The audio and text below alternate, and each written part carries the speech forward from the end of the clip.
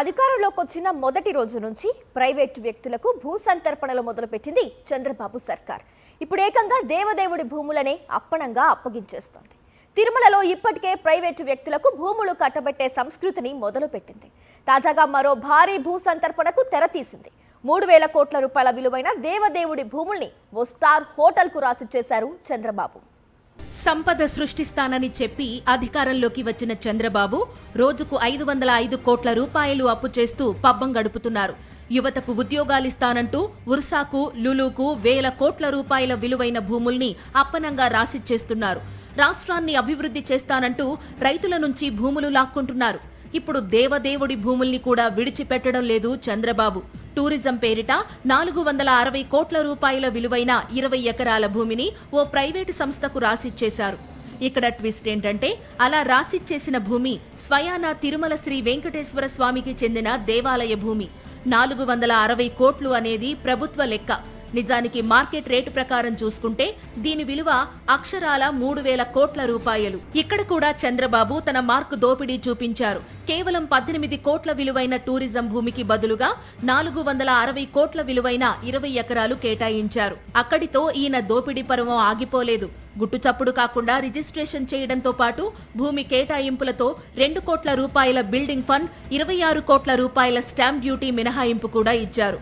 సాక్షాత్తు దేవదేవుడికే నామాలు పెడుతూ ఓబెరాయ్ గ్రూప్ కోసం చంద్రబాబు వేసిన స్కెచ్ ఇది.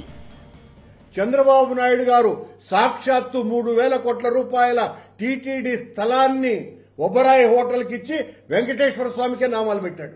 ఇంతకంటే పచ్చి దోపిడీ, దురాగతం, అన్యాయం, అక్రమం టీటీడీ చరిత్రలోనే జరగలేదు.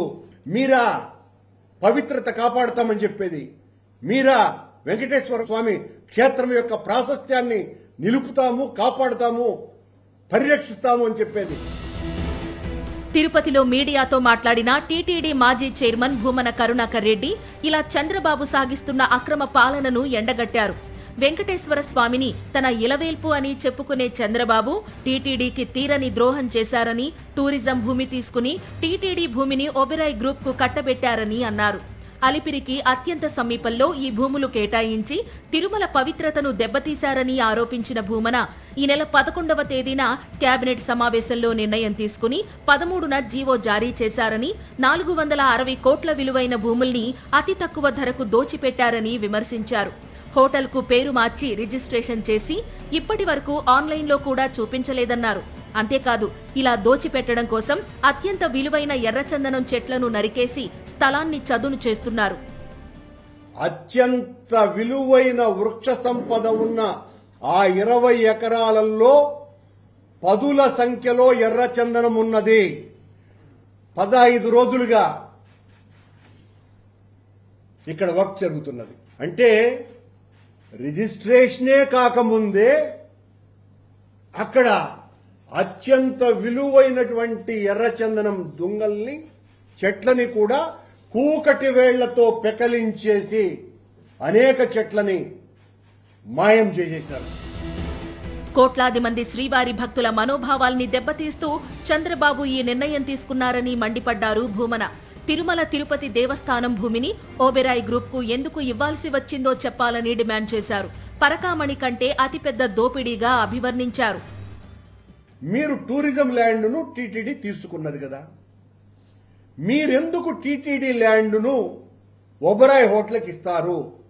ప్రభుత్వం దగ్గర కొన్ని వేల ఎకరాలు ఉన్నది కదా, తిరుపతి చుట్టుపక్కలే కొన్ని వందల ఎకరాలు ఉన్నది కదా. 3,000 కోట్ల రూపాయల ఖరీదు చేసేటువంటి భూమిని ఎందుకు ఇచ్చినారు? దాన్ని మీరు ఎలా సమర్థించుకుంటారు? పరకామణి దొంగతనం కంటే కొన్ని వందల రెట్లు దోపిడీ కాదా ఇది? ఎకో సెన్సిటివ్ జోన్ పరిధిలో ఉన్న ఈ భూమిని ఎలాంటి సంప్రదింపులు జరపకుండా అప్పనంగా రాసిచ్చేశారు. శ్రీవారి పాదాల చెంత జరుగుతున్న ఈ ఘోరంపై మఠాధిపతులు, పీఠాధిపతులతో పాటు ప్రతి హిందువు చంద్రబాబును ప్రశ్నించాలని పిలుపునిచ్చారు భూమన.